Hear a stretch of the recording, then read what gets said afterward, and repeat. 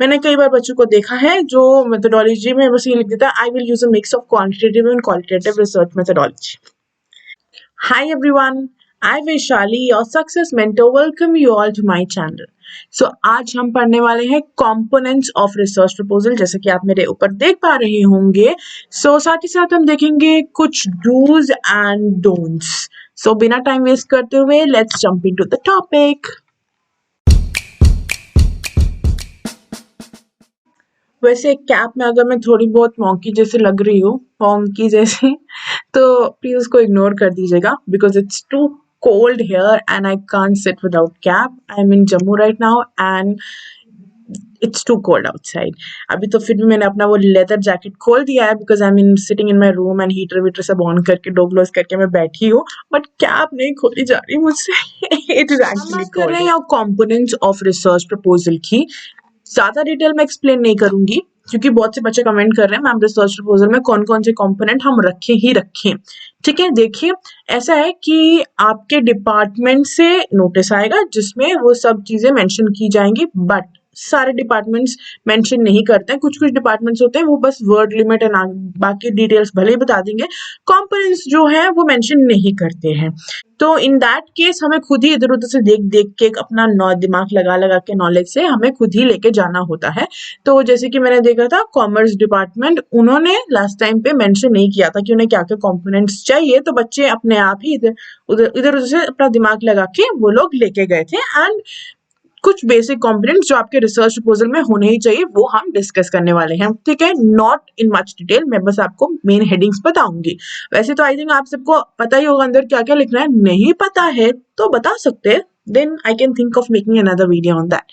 पहले तो introduction and background. सबसे पहले इंट्रोडक्शन एंड बैकग्राउंड। ओके, आपका जो टॉपिक है उसकी हिस्ट्री, उसकी इंट्रोडक्शन, सपोज कोई वो अभी अभी कैसे आया है, पहले उस कंसेप्ट को क्या बोलते थे, जैसे CSR।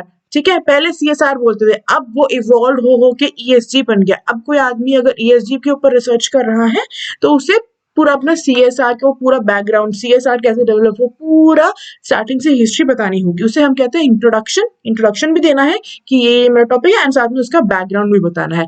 देन आपको लिटरेचर रिव्यू करना है, अच्छे से लिटरेचर रिव्यू करना है, वो एक्सप्लेन करना है। आपने जो लिटरेचर गैप फाइंड आउट किया लिटरेचर रिव्यू के बाद में।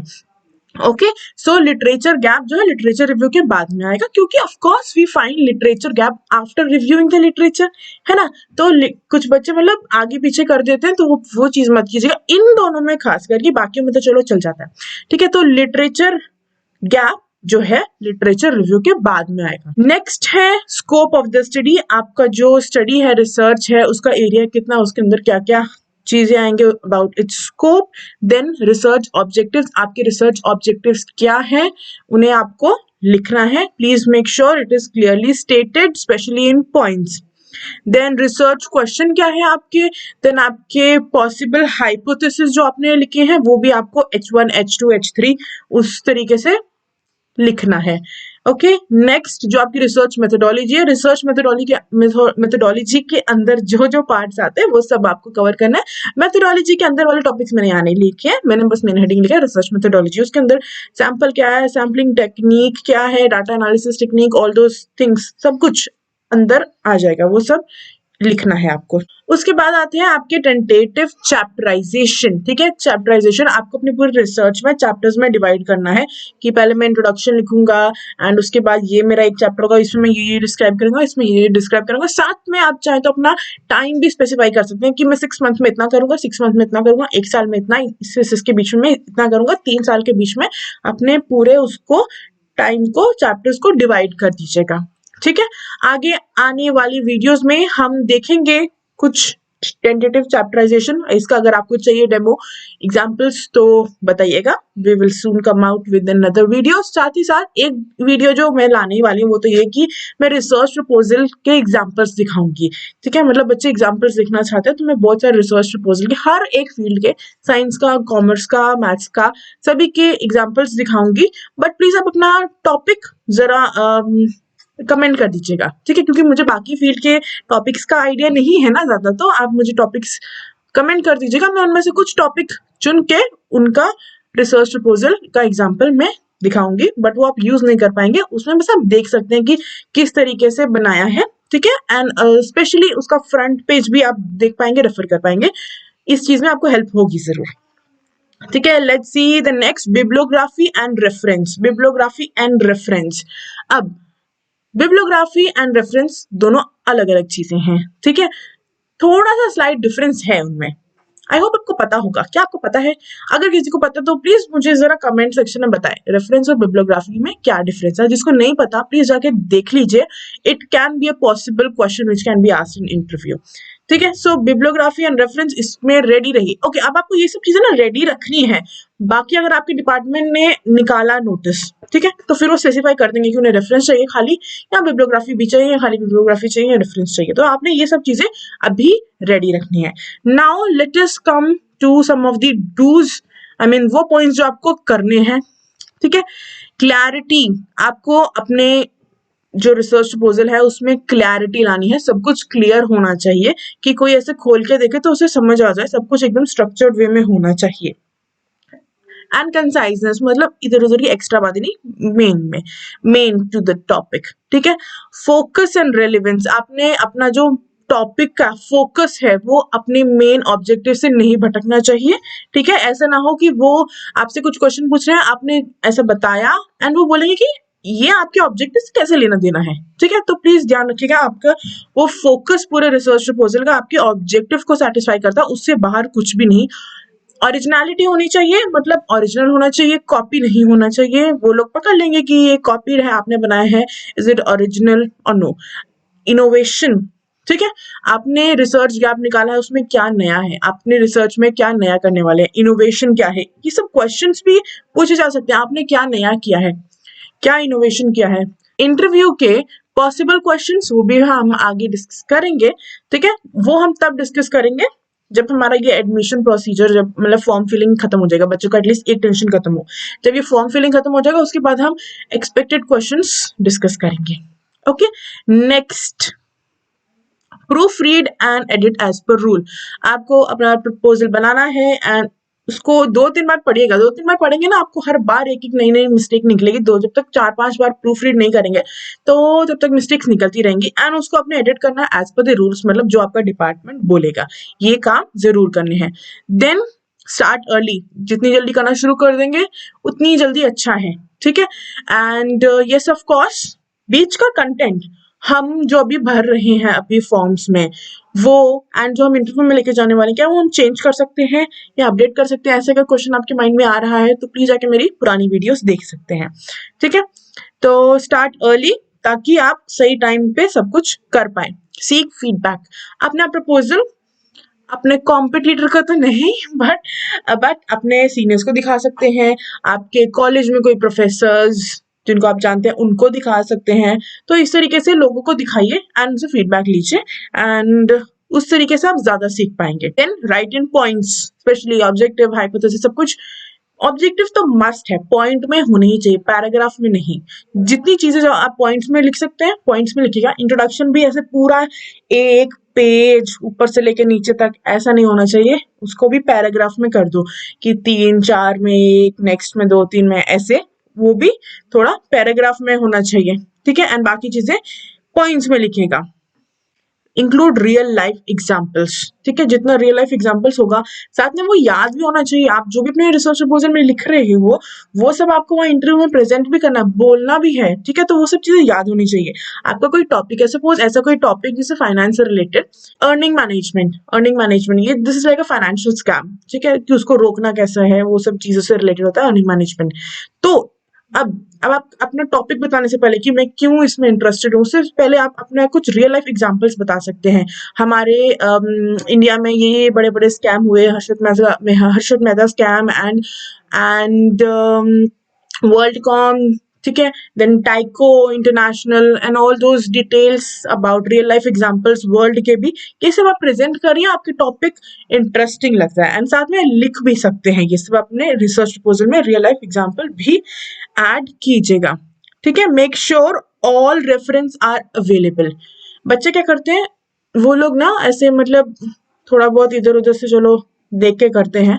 चलो देखो इधर उधर से कॉपी करना मतलब 5 6 10 12 रिसर्च प्रपोजल में से चीजें कर कॉपी करके अपने में डालना, कुछ कुछ चीजें होती हैं ऐसे करते हैं बच्चे, बट उसके लिए भी दिमाग चाहिए।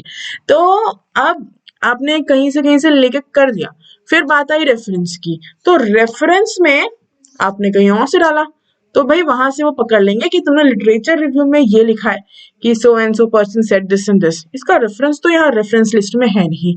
ठीक है, तो मेक श्योर कि आप लिटरेचर रिव्यू में जो जो लिख रहे हैं उसका रेफरेंस वहां है। अगर आप कोई लिटरेचर रिव्यू किसी किसी और रिसर्च प्रपोजल में से उठा रहे हैं, कोई 2-3 लाइन अगर उठा रहे हैं, किसी को बताइएगा मत, and I am also not suggesting you, but बच्चे करते हैं। अगर उठा रहे हैं, मेक श्योर उस प्रपोजल में से जो रेफरेंस है वो भी उठा के अपने में डालिएगा, खाली लिटरेचर रिव्यू ही मत उठा के डालिएगा, जो रेफरेंस है उसमें से वो भी उठा के डाल लीजिएगा। ठीक है, इनकेस अगर कर रहे हैं, हाउएवर मैं चीटिंग को बढ़ावा नहीं देती हूँ, but I totally understand at this level क्या ही एक्सपेक्ट कर सकते हैं। I know what students are going through. मैं भी, I mean there was a time even I was one of you, तो इसलिए I know everything. Let's come to some of the don'ts which you should not do. Okay, don't include if you can not defend. Okay, अगर आप कोई point है जिसे explain नहीं कर पा रहे हैं तो उसे अपने रिसर्च प्रपोजल में मत डालिएगा। वो आपसे पूछ लेंगे, अच्छा आपने ये पॉइंट लिखा है, कैन यू एक्सप्लेन दिस, ये कैसे करोगे, ये कैसे करोगे। तो अगर आप नहीं डिफेंड कर सकते तो भाई लिखो ही मत। ठीक है, आप ये मत सोचो कि मैं यहाँ लिख देता हूँ तो मेरी इंटेलिजेंट पे वो वाह वाह बोलेंगे। नहीं, अगर आप डिफेंड नहीं कर पाए, वो बोलेंगे ये तो इसकी है ही नहीं, ये इसकी लाइन है ही नहीं, इनफैक्ट वो तो आपके पूरे रिसर्च प्रपोजल में डाउट करने लग जाएंगे। So don't write anything which you can not defend. आपके रिसर्च प्रपोजल में क्या है, एक एक लाइन आपको पता होनी चाहिए एंड आप उसे एक्सप्लेन कर पाए। Don't cheat, rest it's up to you।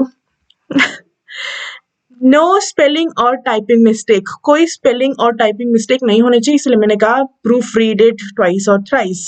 Unrealistic expectation, unrealistic चीजें नहीं सामने रखनी है, क्योंकि मुझे पता है एक स्टूडेंट, आई मीन उसको ऐसा कमेंट मिला था अथॉरिटी से कि वी आर सॉरी बेटा, we don't have that much advance technology in our university. ठीक है, उसका ऐसा ऐसा कमेंट मिला था, तो मे बी बिकॉज उसने ऐसा कुछ, वैसे मैंने उसे डिटेल में नहीं पूछा, मैं आई मीन उसका ब्रांच डिफरेंट था, मेरा ब्रांच डिफरेंट था, बट मैंने उनसे पूछा था कि क्या कमेंट मिला, तो ऐसे ऐसे मुझे सुनने को आया। तो बेसिकली ऐसा कुछ हुआ होगा, उसने ऐसे कुछ टेक्नोलॉजी मतलब प्रॉब्लम का सोल्यूशन ही निकाला होगा, बट ऐसा कुछ एडवांस्ड सोल्यूशन निकाल दिया होगा जो कि पॉसिबल नहीं होगा। आपको देखना है ऐसे कोई अनरियलिस्टिक चीजें, एक्सपेक्टेशन आपको प्रेजेंट नहीं करनी है कि मैं अपनी रिसर्च में ये खोज के ले आऊंगा। ठीक है, तो वो चीज अनरियलिस्टिक नहीं होना चाहिए। Next, feasible. फीजिबल मतलब कि डिपार्टमेंट अफोर्ड कर पाए, डिपार्टमेंट में वो सब टेक्नोलॉजीज हो, वो सब चीजें comes under feasible. Then lack of clarity and focus, अगर आपके उसमें क्लैरिटी नहीं है, आप एक्सप्लेन नहीं कर रहे हो, क्लियरली एक्सप्लेन नहीं कर पा रहे हो एंड चीजें इधर उधर है, आपके फोकस ऑब्जेक्टिव पे फोकस नहीं कर रही हैं। इनएडिक्वेट लिटरेचर रिव्यू, आपने जो लिटरेचर रिव्यू ऐड किए हैं वो सफिशिएंट नहीं है, उन्हें आपके रिसर्च प्रपोजल में डाउट होने लग जाएगा कि अगर ये लिटरेचर रिव्यू इसने सफिशिएंट ऐड नहीं किया है तो ये रिसर्च गैप कैसे ढूंढ लिया इसने। ठीक है, नेक्स्ट, वीक मेथोडोलॉजी, अगर आपने जो मेथोडोलॉजी डाली है कि मैं इस तरीके से इसको टेस्ट करूंगा, अगर वो अप्रोप्रिएट नहीं है, सही नहीं है, तो भी प्रॉब्लम हो सकती है। मैंने कई बार बच्चों को देखा है जो मेथोडोलॉजी में बस ये लिख देता है I will use a mix of quantitative and qualitative research methodology. ठीक है, बहुत बच्चे ऐसे लिखते हैं एंड ज्यादा एक्सप्लेन नहीं करते हैं। तो देखो, ये प्राइवेट यूनिवर्सिटी के पॉइंट ऑफ व्यू से चल जाता है, स्टेट यूनिवर्सिटी के पॉइंट ऑफ व्यू से भी चलो आप चला लोगे, but central university, IIM, IIT, इनके पॉइंट ऑफ व्यू से ये नहीं चलता। ठीक है, तो आपको स्पेसिफिक होना पड़ेगा कि कौन सी मेथोडोलॉजी, कौन सा मेथड, कौन सी एनालिसिस टेक्निक, आपको स्पेसिफिक होना पड़ेगा। You can not just say qualitative and quantitative and rest I will decide in future. भाई वो सब मतलब वो तो आदमी को पूछ लिया आता नहीं है तो बोल ही देते हैं कि हाँ ठीक है मैं फ्यूचर में कोर्स वर्क में सीख लूंगा, but that gives a bad impression. ठीक है, आपको प्रिपेयर करके जाना, तो अभी मैं बता रही हूँ ना, प्रिपेयर कर लो ना, तो प्रॉब्लम क्या है। Okay, now the last point, rushing and submitting N incomplete proposal. ठीक है, जैसे कि मैंने पहले बोला, स्टार्ट अर्ली, ऐसा ना हो कि लास्ट में आपका मतलब आपको इनकम्प्लीट प्रपोजल सबमिट करना पड़े, ऐसा नहीं करना। कैसे ना कैसे भी करके आपको सबमिट कर ही देना है। सपोज अगर कोई सोचे अब मैं करूंगा, मैं बहुत सारे पेपर्स रिव्यू करके एकदम सीरियसली अपना प्रपोजल बनाऊंगा, मैं ऐसे कोई सोचे अगर करने लगे, स्टार्ट किया उसने, तो भाई वो अब इंट्रोडक्शन तक करते करते टाइम अप, ठीक है, उसके बाद टाइम नहीं है।